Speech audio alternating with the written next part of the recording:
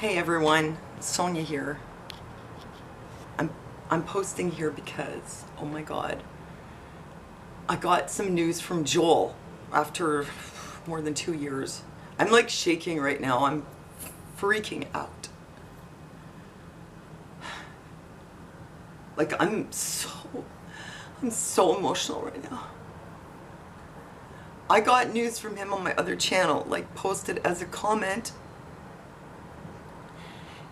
It says, "Hey Sonia, do you want me to contact you? Let me know in the comments for this video. Still alive, clean for 2 years plus. Became a Mensa member. Still miss you and the youngster. Let me know soon."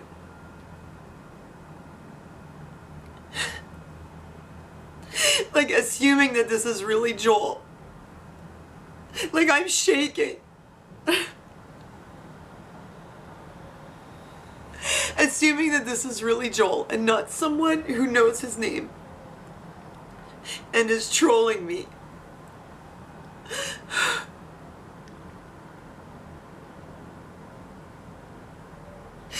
See, I think I had known Joel since around 1998 or 99. I can't remember the exact year. I think it was 99. I have known Joel for a very long time, like 18 years. And see, the thing is, like, I really love Joel because Joel is, there's something about him that we just clicked, okay? He's extremely intelligent. I think I just really appreciated that about him. He's like incredible, like mind-blowingly intelligent. Like, if he says he became a Mensa member, like, that's probably true. Joel is a fucking genius. Like, he's mind-blowing. Number one, and two, he has an incredible sense of humor, and the way that I connect with people is through humor. Like, actually, I'm autistic. Like, I'm mildly autistic, and I think people connect through different things. Usually they connect on different emotional levels, but the way that I really connect with people, like, really, like, I feel that connection, it's through humor. It's like the only way that I can really connect. And Joel and I just had like the same sense of humor, and he really would make me laugh. And like, we had a lot of things in common, but his humor especially, it just created this really strong connection between us. And like I said, like, his intelligence, I admired him so much. But that humor that he had was like sunshine. And like, no matter what would happen between us, because he had so many problems, he struggled so much, and I tell you, it was a real pain in the ass. Like, it was, you know how it is when you're involved with an addict and there's so much fallout in your life because of it, and yet you love them, and you just can't give up you can't give up hope, you know. And at a certain point, I had to give up, like, being involved. But for so many years, like, I couldn't give up on Joel. I mean, there was a lot of different things going on in our relationship, and like, why I stayed involved. But in my heart, from the time, like, I met him, from the very beginning, like, I loved him. And all those years, like, even though I got so fed up, like, there was this part of me that I just could never stop loving him. I could never, like as a friend, I could never give up on him because I really thought he was so special. And eventually, like, he wore me out, and I had to sort of just shut it off, you know. And I got to a point where I was like okay with that. And I was just like, you know, I don't need him in my life and whatever, and I'll manage, and like all my selfish reasons, like that I enjoyed his company or his humor or whatever. I didn't need it, you know what I'm saying? I didn't need Joel, but inside me, like in my heart, I always cared and I always hoped, because Joel is so fucking special. He is, like I said, he is just so intelligent. The guy's a fucking genius. I'm not exaggerating.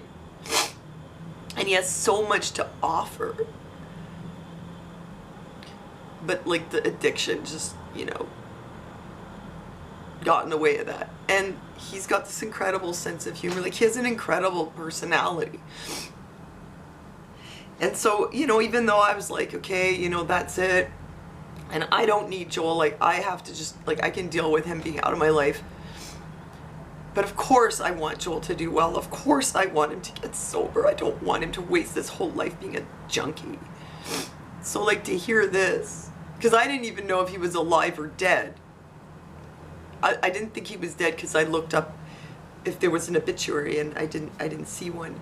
But to hear this after so much time, like I'm happy for him. If this is true, I'm so happy for him. And it's not about me and like what I want for Joel, but just for him.